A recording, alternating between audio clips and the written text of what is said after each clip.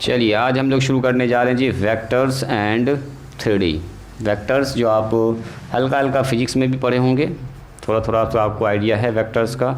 और 3D का मतलब होता है 3 डायमेंशनल ज्योमेट्री। आगे आओ। तो हम लोग सीखने वाले हैं आज वेक्टर्स और 3D, पूरा कंसेप्ट सीखेंगे इसका। इन नया यूनिट है तो यूनिट नंबर आप लिख सकते हैं इसको 3। 2 यूनिट हम लोग कंप्लीट कर चुके हैं। एक था मैट्रिक्स डिटरमिनेंट पहला यूनिट, दूसरा था कैलकुलस जो बड़ा टॉपिक था जो अभी जस्ट कवर करें। कैलकुलस था आपका मान के चलिए 44 नंबर का, अब वो था आपका 13 नंबर का। तो अगर देखा जाए तो 57 नंबर या 60% तक हम लोग कवर कर चुके हैं सिलेबस। 40% आपका रिमेनिंग है, बच रहा है। तो यूनिट नंबर 3 का नाम है vectors and 3 dimensional geometry.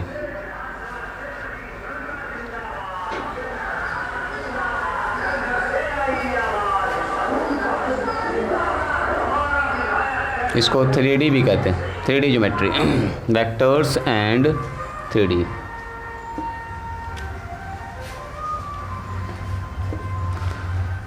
Heading डालिए तो जल्दी से।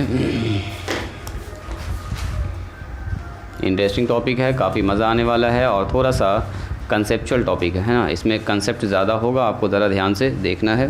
कैलकुलेशन भी है, कंसेप्ट भी अच्छा खासा इसमें इस्तेमाल होता है। चलिए अभी इसकी ज़रूरत कम पड़ेगी, अभी तो पहले हम आपको बताएंगे। देखो डेली लाइफ में अगर ध्यान से देखा जाए तो हम लोग 2 तरह के क्वांटिटी का यूज़ करते हैं, ठीक है।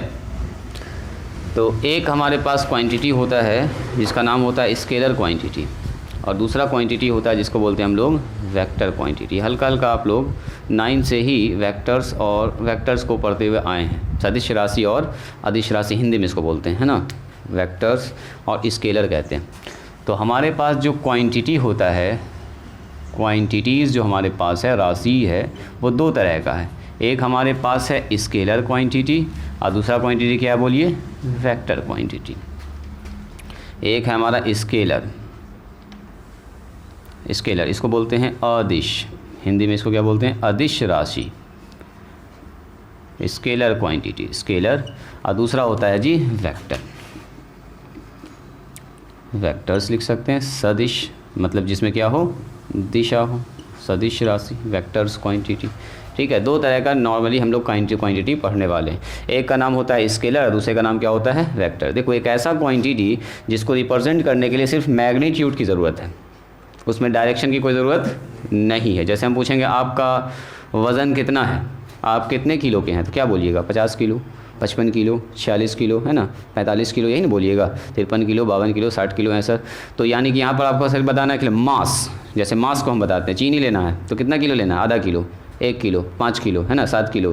तो इसमें क्या होता है, कोई डायरेक्शन की ज़रूरत नहीं है। तो ऐसा क्वांटिटी जिसमें कोई भी डायरेक्शन की ज़रूरत नहीं होती है, जैसे मास।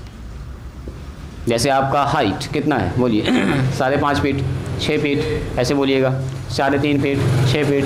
तो हाइट के लिए कोई भी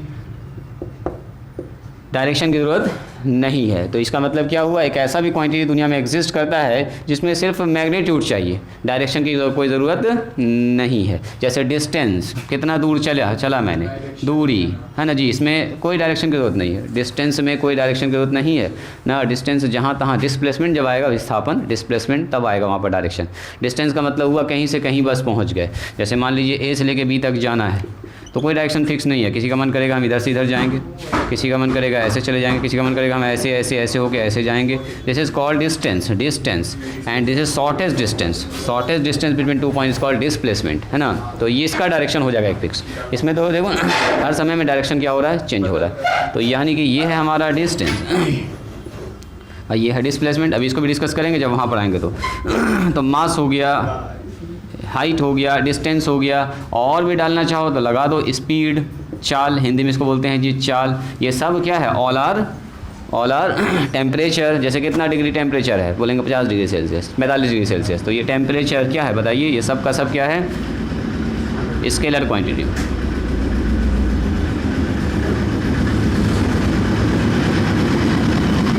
ऑल आर स्केलर क्वांटिटीज़। मतलब एक ऐसा क्वांटिटी जिसको रिप्रेजेंट करने के लिए सिर्फ किसकी ज़रूरत पड़ती है हमको, मैग्नीट्यूड की, डायरेक्शन की ज़रूरत नहीं पड़ती। हाँ, उसी को बोलते हैं हम लोग वेक्टर क्वांटिटी। तो बोलेंगे इसका कैसे लिखेंगे, तो इसको लिखेंगे हम लोग स्केलर। स्केलर को क्या लिखेंगे, एक क्वांटिटी दैट हैज़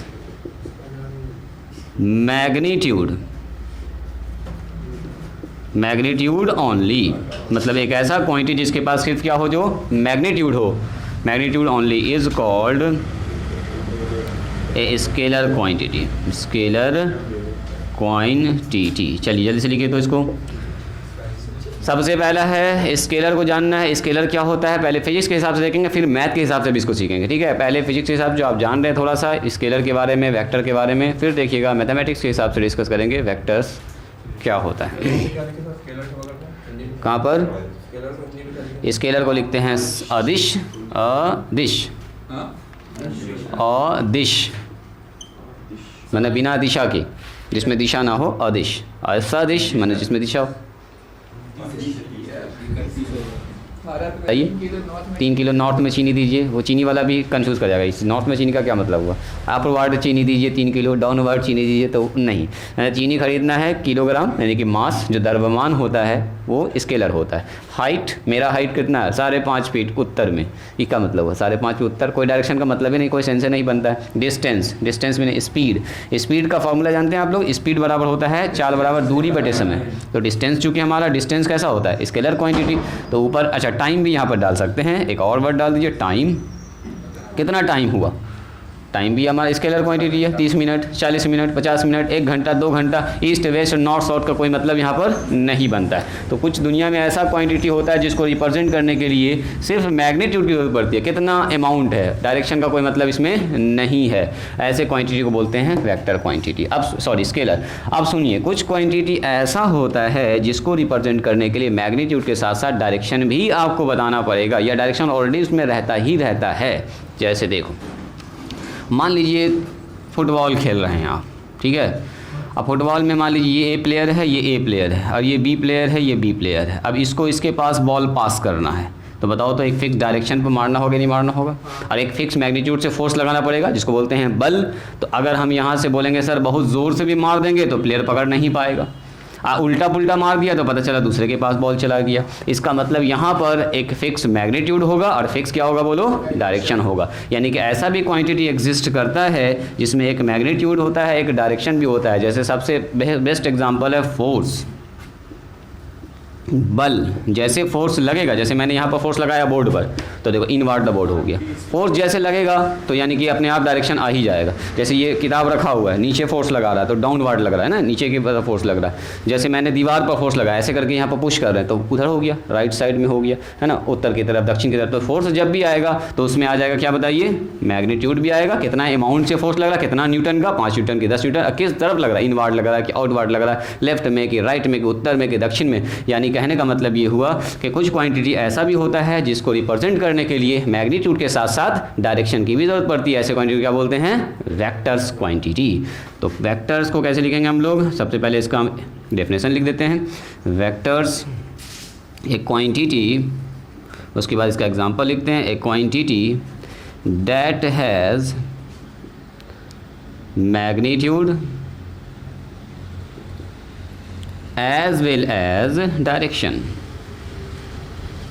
मतलब एक ऐसा क्वांटिटी जिसके पास मैग्नीट्यूड भी हो, उसके साथ साथ क्या हो, डायरेक्शन भी, as well as direction, is called vector quantity. Vector quantity, quantities भी लिख सकते हैं। एग्जाम्पल बताइए, सबसे बेस्ट एग्जाम्पल है फोर्स। फॉर एग्जाम्पल अगर पूछेंगे हम आपसे, बताइए कौन कौन सा ऐसा एग्जाम्पल हो सकता है, तो सबसे पहला एग्जाम्पल चिपका दीजिएगा क्या, फोर्स। एग्जाम्पल बताइए वेक्टर क्वांटिटी का, तो सबसे पहले बोलेंगे सर फोर्स। इसके बाद लगा दो डिस्प्लेसमेंट, एकदम सही कहा आपने, डिस्प्लेसमेंट। बोलिए नेक्स्ट, बोलिए। इसी से मिलता जुलता एक टर्म आता है वेलोसिटी। एक स्पीड है, एक होता है वेलोसिटी। तो वेलोसिटी बराबर होता है विस्थापन बटे समय, डिस्प्लेसमेंट अपॉन टाइम। स्पीड बराबर होता है डिस्टेंस अपॉन टाइम। तो ये आपका हो गया स्केलर, इधर आ जाएगा वेक्टर, वेलोसिटी। वेलोसिटी और दूसरा यहाँ पर और डाल दीजिए एक्सेलरेशन, त्वरण, त्वरण इसको बोलते हैं हिंदी में एक्सेलरेशन। ए ये भी होता है क्या, वेग में परिवर्तन की दर, rate of change of velocity with respect to time, है ना। रिटार्डेशन भी डाल सकते हैं। ये ए बराबर होता है v/t, अगर थोड़ा थोड़ा आपको याद होगा तो। ये हमारा वेलोसिटी बराबर डिस्प्लेसमेंट अपॉन टाइम होता है। मोमेंटम लगा दो यहाँ पर।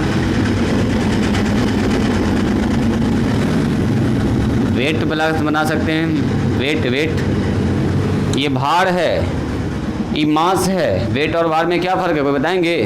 वेट का फॉर्मूला होता है W बराबर mg, इसमें मास गुना ग्रेविटेशनल एक्सेलरेशन होता है mg, है ना। तो मास के साथ जब g से मल्टीप्लाई होगा तब निकलेगा वेट। तो इसका मतलब क्या हुआ, इस पर एक फोर्स लग रहा है नीचे की तरफ, डाउनवर्ड द अर्थ। अर्थ अपनी तरफ कोई चीज़ को जो खींचता है, जिस फोर्स से अर्थ की चीज़ को अपनी तरफ खींचता है उसी को बोलते हैं वेट। यानी क्या कि हर वस्तु जो रखा हुआ, मान लो ये टेबल पर एक बुक रखा हुआ है, तो ये बुक रखा हुआ तो इस पर एक फोर्स लग रहा है नीचे की तरफ, है ना, नीचे जाना चाह रहा है। ये कितना फोर्स लग रहा है तो उसी को बोलते हैं, उसी फोर्स का नाम है वेट। जैसे हम यहाँ पर खड़े हुए हैं तो नीचे हम लगा रहे हैं फोर्स, है ना, ज़मीन की तरफ, तो इसको बोलते हैं वेट। वेट कितना होगा तो इसका जितना द्रव्यमान है उसको g से मल्टीप्लाई कर देंगे। g का मान 9.8 लेते हैं, नॉर्मली 10 भी ले सकते हैं आप। तो मान लीजिए अगर ये 2 kg का वस्तु है तो इसका कितना होगा, 2 गुना 10 मान लेते हैं मोटा मोटी, तो ये 20 न्यूटन और क्या होगा बोलो ना, हाँ न्यूटन ही होगा। फोर्स है, ये फोर्स है, वेट ये फोर्स है, न्यूटन लगा दो, या तो फिर इसको लगाओ तो केजी, इसको लिखते हैं केजी मीटर पर सेकंड स्क्वायर, ऐसे भी लिख सकते हैं। ये है द्रव्यमान और जी का मतलब क्या, एक्सेलरेशन, ग्रेविटेशनल एक्सेलरेशन, गुरुत्वीय त्वरण इसको बोलते हैं हिंदी में। मीटर पर सेकंड स्क्वायर होता है, तो किलोग्राम मीटर पर सेकंड स्क्वायर बोलो, या तो बोल दो 20 न्यूटन का फोर्स नीचे की तरफ लग रहा है। बात समझ में आई? तो कहने का मतलब ये हुआ कि एक ऐसा भी क्वांटिटी होता है जो रिप्रेजेंट करने के लिए मैग्नीट्यूड के साथ साथ डायरेक्शन की जरूरत पड़ती है, उसको हम लोग क्या बोलते हैं, बोलिए वेक्टर क्वांटिटी। कुछ क्वांटिटी फिजिक्स में जैसे आप अभी पढ़ रहे होंगे, जैसे अगर हम आपसे पूछेंगे बताइए इलेक्ट्रिक फील्ड इंटेंसिटी कैसा है, वेक्टर की स्केलर, बोलो जी। फिजिक्स में भी आप पढ़ रहे होंगे इलेक्ट्रिक फील्ड इंटेंसिटी, जल्दी बोलो।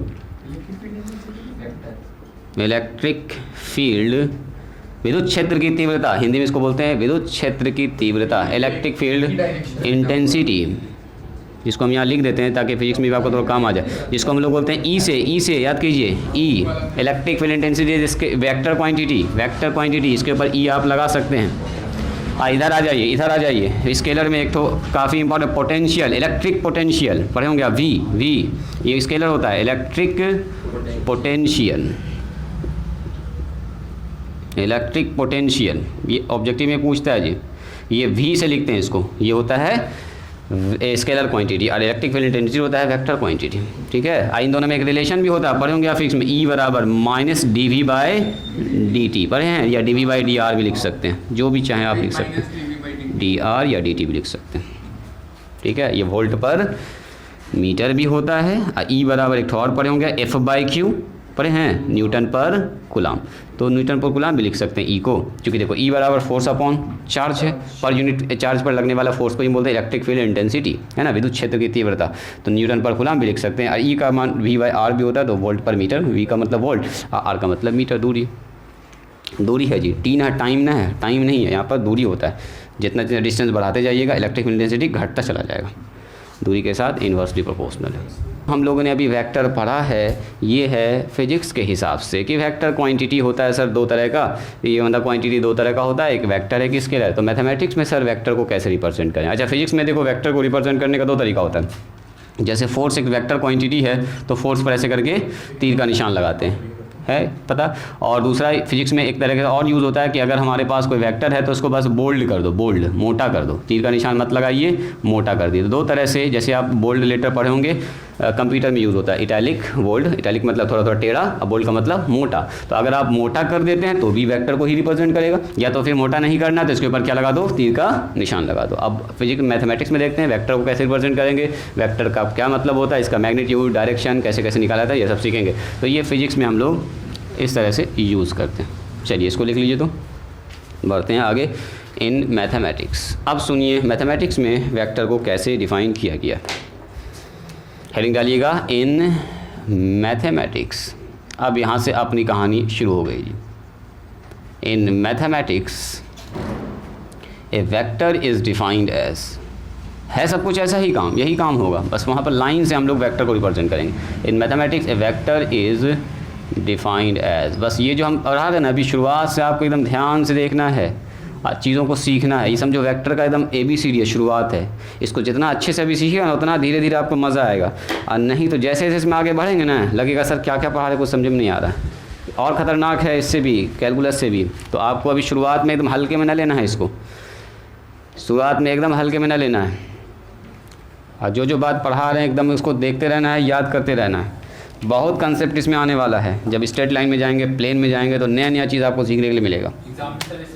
बहुत सवाल पूछता है, 100 नंबर में 17 से 25 नंबर, और 200 नंबर का चूँकि एग्ज़ाम होता है बिहार बोर्ड में जो लोग हैं, तो 17 दूनी 34, 25 दूनी 50 नंबर डायरेक्ट वेक्टर थ्योरी से। ठीक है, यानी कि आप वेक्टर थ्योरी से ही 50 नंबर बना सकते हैं। पार तो ऐसे कर जाइएगा। मिटा दें इसको, इसे मिटा दें।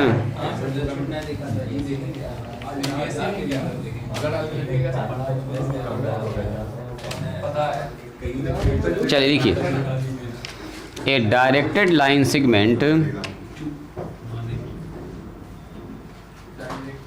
Directed line segment is called a vector। एक लाइन का डेफिनेशन है देखो मैथमेटिक्स में, ए directed line segment is called a vector. बस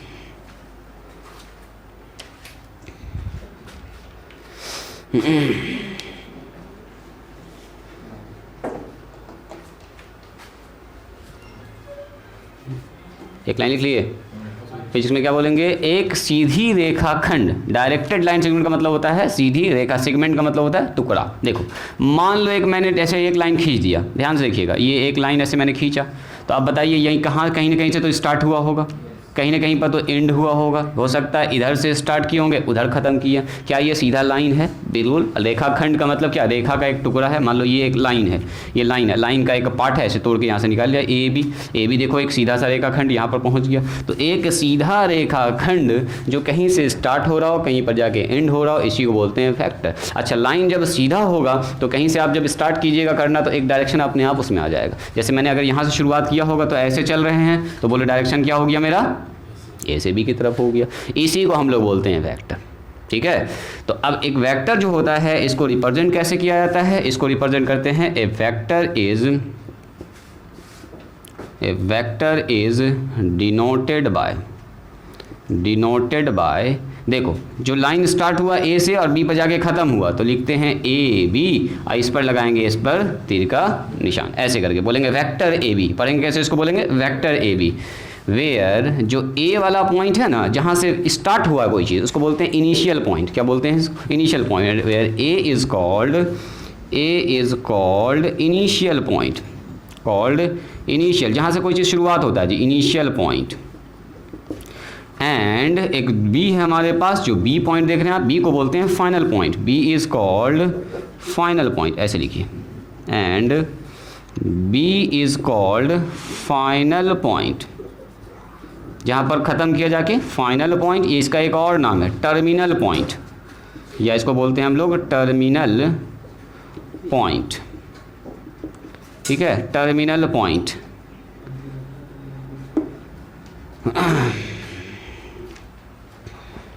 ये सबसे इम्पॉर्टेंट हो गया। वेक्टर को हम लोग रिप्रेजेंट करते हैं इस तरह से।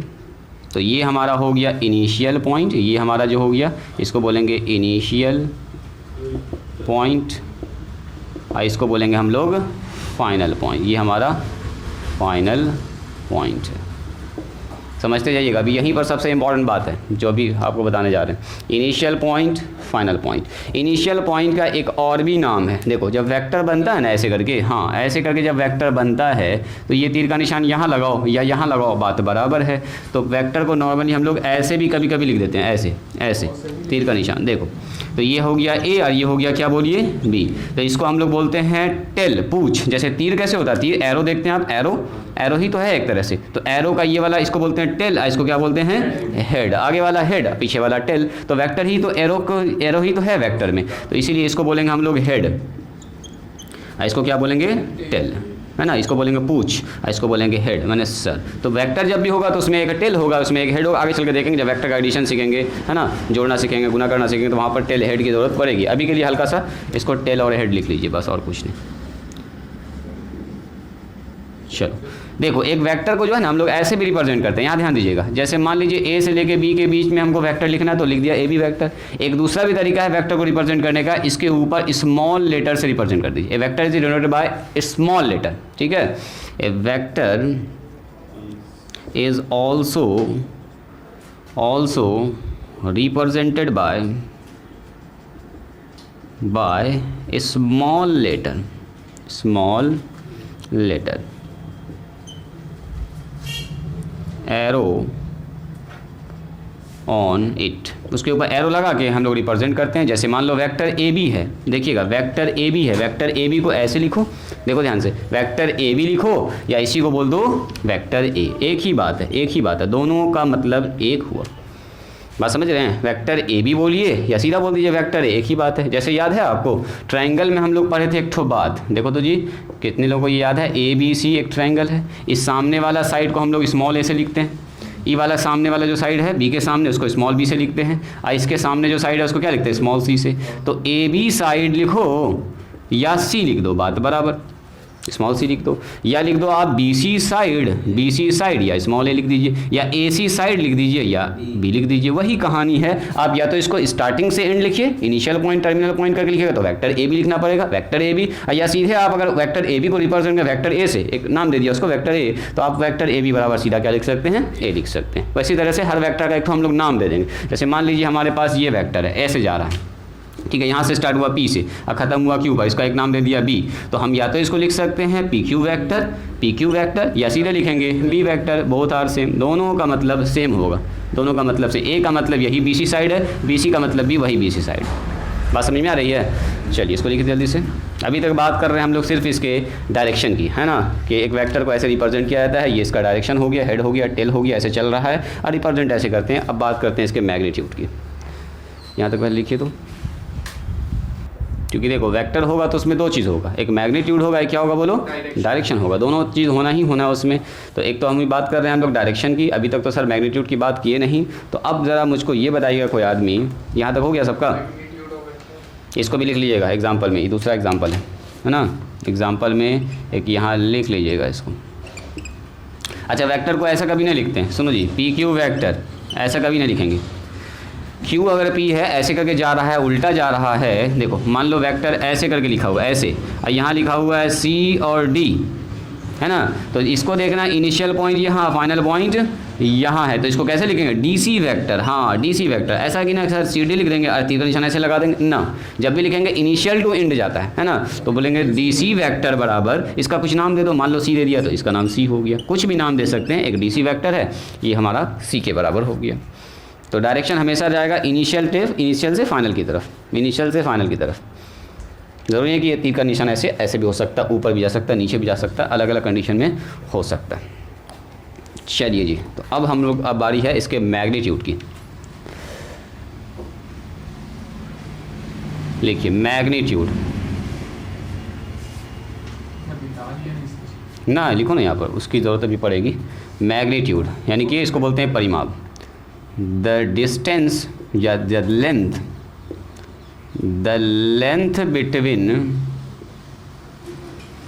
लेंथ का मतलब जो लंबाई होता है, the length between initial point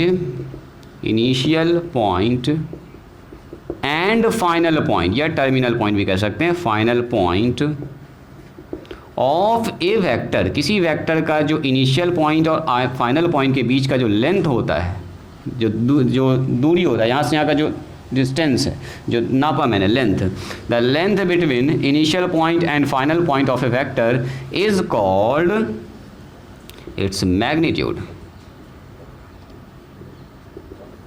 या is called the magnitude of vector. Magnitude Hindi में बोलते हैं इसको परिमाप, ठीक है, मैग्नीट्यूड ऑफ द वेक्टर, उसी वेक्टर का मैग्नीट्यूड कहलाता है। इट इज़ डिनोटेड बाय, देखो इसको डिनोट करते हैं हम लोग, इट इज़ डिनोटेड बाय, ऐसे डिनोट करते हैं। देखिए मैग्नीट्यूड को वेक्टर ए बी, ये है वेक्टर ए बी, इसको लिखेंगे वेक्टर ए बी का मैग्नीट्यूड। मैग्नीट्यूड के लिए मॉड का साइन लगाते हैं, ठीक है। या इसी वेक्टर को क्या लिखे हम लोग, देखिए वेक्टर ए बी को क्या बोले हैं, ए, तो ए का क्या निकालना है, मैग्नीट्यूड, मतलब इसका दूरी। या इसको रिप्रेजेंट करते हैं ऐसे, राइटिंग थोड़ा सा स्टॉप करेंगे, पहले इसको समझेंगे। अब मुझको ये बताइए, ये वेक्टर यहाँ से स्टार्ट हुआ चलना, यहाँ पर आके एंड हो गया, तो कुछ ना कुछ तो दूरी होगा ना इसका, 5 unit, 6 unit, 5 metre, 2 metre, 2 centimetre, कुछ ना कुछ तो होगा। तो मान लेते हैं ये है 5 मीटर, मान लेते हैं 5 मीटर। तो यहाँ से यहाँ का दूरी कितना हो गया, 5 मीटर। कैसे लिखेंगे, तो एग्जाम्पल में हम लोग इसी में लिखेंगे कि वेक्टर ए बी का जो मैग्नीट्यूड है, मतलब यहाँ से यहाँ का जो लेंथ है वो है 5 मीटर, तो 5 मीटर लिख दिया, हो गया।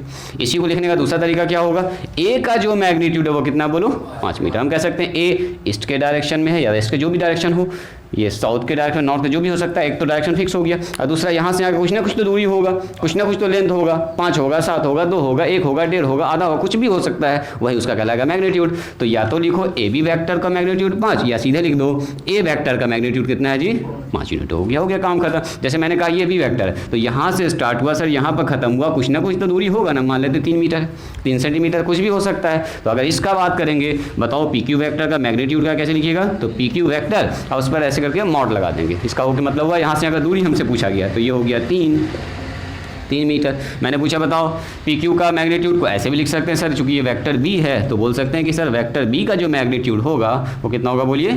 वेक्टर बी का जो मैग्नीट्यूड होगा वो 3 यूनिट होगा। 3 यूनिट लिख सकते हो, अब मीटर भी हो सकता है, सेंटीमीटर, कुछ भी हो सकता है, तो हम लोग नॉर्मली यूनिट भी लिख सकते हैं। एक और चीज़ देखिएगा, रुकिएगा भी। मान लीजिए हमारे पास एक दूसरा वेक्टर है सी और डी, जो हमें एग्जाम्पल लिखा था सी और डी। तो सी और डी का मान लेते हैं यहाँ से यहाँ का दूरी है 1 मीटर, मान लेते हैं 1 मीटर है, 1 सेंटीमीटर 1 यूनिट है। तो अगर पूछेगा बताओ डी सी का मैग्नीट्यूड कितना होगा, दूरी कितना है इसका, तो सर 1 मीटर है। यानी कोई भी वेक्टर होगा तो उसका एक मैग्नीट्यूड होगा, उसका एक क्या होगा, डायरेक्शन होगा। कुछ ना कुछ दूर होगा, 2 पॉइंट एक दूसरे से, ए और बी इनिशियल फाइनल का बीच का डिस्टेंस होगा, गैप होगा, कुछ ना कुछ लेंथ होगा, और दूसरा वो एक डायरेक्शन में होगा, ईस्ट हो सकता है, नॉर्थ हो सकता है, साउथ हो सकता है, नॉर्थ ईस्ट, नॉर्थ साउथ, कुछ भी हो सकता है, एनी डायरेक्शन, मतलब डायरेक्शन होना जरूरी है। इसी को बोल सकते हैं वेक्टर सी का मैग्नीट्यूड, चूंकि यही वेक्टर सी है, वेक्टर सी का मैग्नीट्यूड 1 यूनिट लिख दो, 1 मीटर लिख दो, 1 सेंटीमीटर, जो भी है नॉर्मली हम लोग 1 यूनिट लिखते हैं। बात समझ में आ रही है, तो कुछ भी हो सकता है। लिखिए अब इसको, एग्जाम्पल सब लिखिएगा जो मैंने बनाया यहाँ पर, ठीक है। एग्जाम्पल नंबर 1, एग्जाम्पल नंबर 2, और ये तो था मेन एग्जाम्पल जो यहाँ से हम लोग वेक्टर पढ़े हैं। इसको लिखिएगा, हल्के में नहीं लेना है ना, कि सर ये तो एकदम हल्का हल्का चीज़ सब बता रहे हैं। यही सब चीज़ आपको आगे चल के लगेगा कि हाँ अच्छा खासा कंसेप्ट में इस्तेमाल होगा। देखो पहले इसको, चलिए इसी के साथ जो वेक्टर का बेसिक था वो हो चुका है कंप्लीट। वेक्टर आप समझ चुके हैं। मैथमेटिक्स में वेक्टर हम लोग कैसे रिप्रेजेंट करते हैं, एक directed line segment is called a vector, जिसका इनिशियल पॉइंट होगा, टर्मिनल पॉइंट होगा, और कुछ ना कुछ डायरेक्शन होगा, एक क्या होगा, उसका मैग्नीट्यूड होगा। जैसे अगर हम आपसे फाइनल ये बात पूछ दें, देखो जी फाइनल ये बात पूछ दें कि एक वेक्टर हमारे पास है, इसका नाम लिखा है मैंने पी क्यू, इसका डायरेक्शन कुछ ऐसे है, तो बता दीजिए, और यहाँ पर लिखा हुआ है 2 यूनिट, तो बता दीजिए क्या मतलब हुआ इसका। ये एक वेक्टर है जिसका डायरेक्शन इस तरह से, अगर हम आपको यहाँ से बता दें, ये देखो ये ईस्ट होता है जी, इधर वेस्ट होता है, ये नॉर्थ है, ये साउथ है, तो इसका अगर डायरेक्शन देखेंगे तो कैसा है बताओ, ईस्ट नॉर्थ ईस्ट है, नॉर्थ ईस्ट की तरफ जा रहा है, एक डायरेक्शन फिक्स है, और दूसरा सर 2 यूनिट है, 2 यूनिट है ना। तो कहने का मतलब ये हुआ कि अगर हम इसको लिखेंगे तो लिखेंगे वेक्टर पी क्यू, और अगर इसके मैग्नीट्यूड की बात करेंगे, मैग्नीट्यूड की, तो बोलेंगे सर वेक्टर पी क्यू का जो लंबाई है वो है 2 यूनिट है। कितना है बोलिए, 2 यूनिट है, 2 मीटर हो सकता है, सेंटीमीटर, कुछ भी हो सकता है। और इसी को अगर मान लीजिए मैंने नाम दे दिया स्मॉल पी एक वेक्टर है, तो स्मॉल पी का मैग्नीट्यूड हो जाएगा 2 यूनिट। बात समझ में आ रही है, बस और कुछ नहीं है इसमें।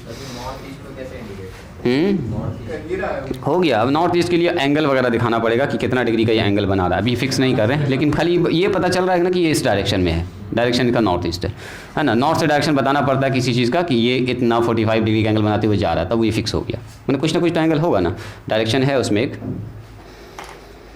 चलो आइए, various types of vector, heading डालिएगा ऊपर में, various types of vector. 2 vector हम कम से कम आपको आज पढ़ा देंगे। हाँ, वेरियस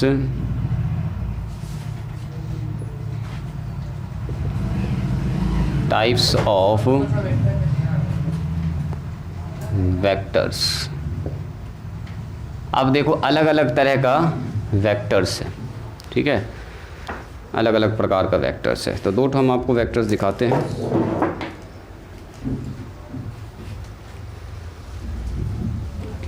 देखो, सबसे पहला है यूनिट वेक्टर, लिखिए तो यूनिट वेक्टर। जैसा इसका नाम है, नंबर देते जाइएगा इसमें 1 2 3, कम से कम 12-13 तरह का हम लोग वेक्टर पहले यहाँ पर डिस्कस करेंगे।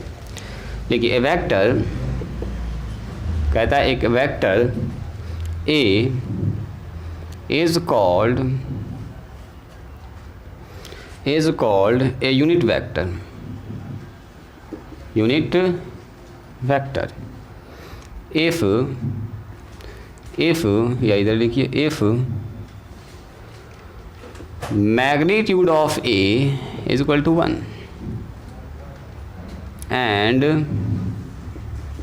it is denoted by A पर ऐसे कैप लगाते हैं, ए कैप पढ़े होंगे आप थोड़ा सा। यूनिट वेक्टर आई जे के है ना, ये भी एक यूनिट वेक्टर है, पढ़ते हैं हम इसको। A cap, read as a cap, read as a cap. सबसे इम्पॉर्टेंट वेक्टर है जो बहुत ज़्यादा इस्तेमाल होने वाला है, ध्यान से देखिएगा। रीड एज हम लोग पढ़ते हैं ए का कैप या वेक्टर ए का कैप। वेक्टर ए नहीं, ए कैप पढ़ दिया तो इसका मतलब वेक्टर ही है, मैग्नीट्यूड हो गया उसका 1।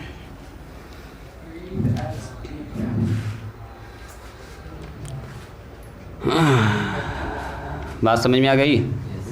देखिए, जैसे मान लीजिए हमारे पास एक वेक्टर है ए बी, सुनोगे ज़रा ध्यान से, इसका डायरेक्शन कुछ ऐसे है।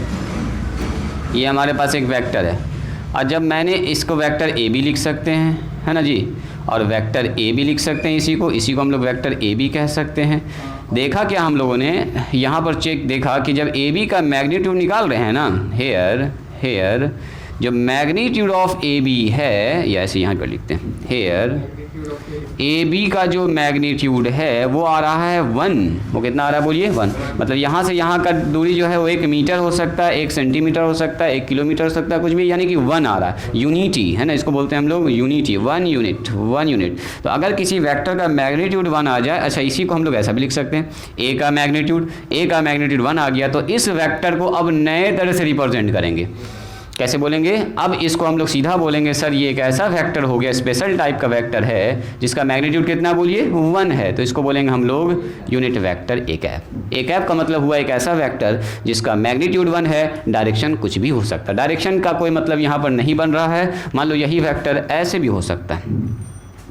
बस फ़र्क क्या होना चाहिए? ये जो ए बी है इसका मैग्नीट्यूड कितना होना चाहिए बोलिए? 1 होना चाहिए। अगर हमारे पास इसका मैग्नीट्यूड 1 आ रहा है तो इसको क्या बोलेंगे? Unit vector. ठीक है, इसको आपको ध्यान से देखना। चलो, मैंने एक वेक्टर बना दिया ऐसे करके, इसका नाम लिख दिया पी क्यू। बोलो कैसे लिखेंगे इसको? ऐसे करके पी क्यू वेक्टर।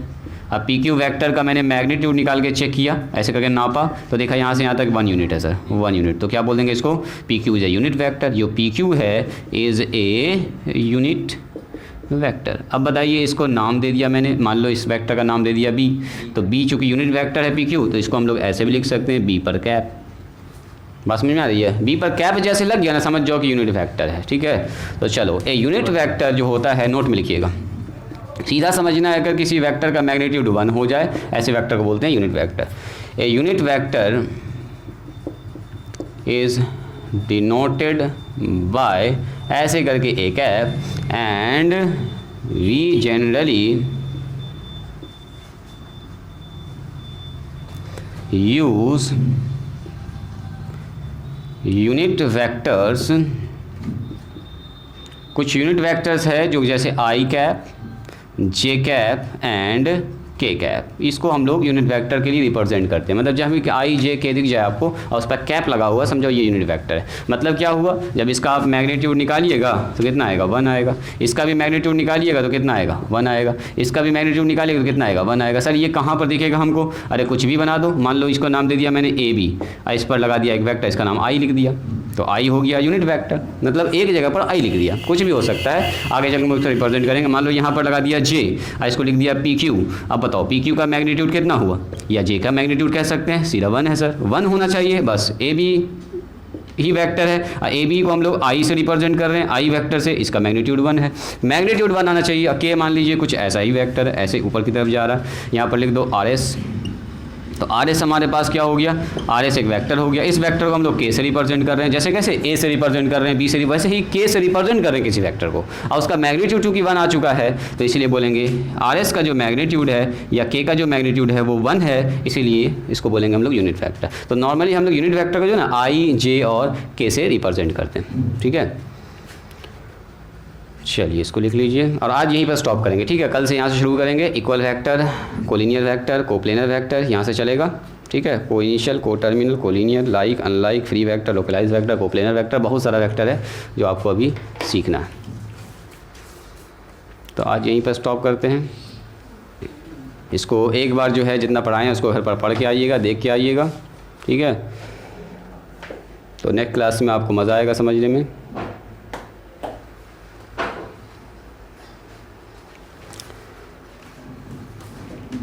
ठीक है जी। अरीब एक बार देख के आओगे, है ना। अब पीछे का धीरे धीरे तुम जो है कवर करो, थोड़ा सा मेहनत करो एक्स्ट्रा।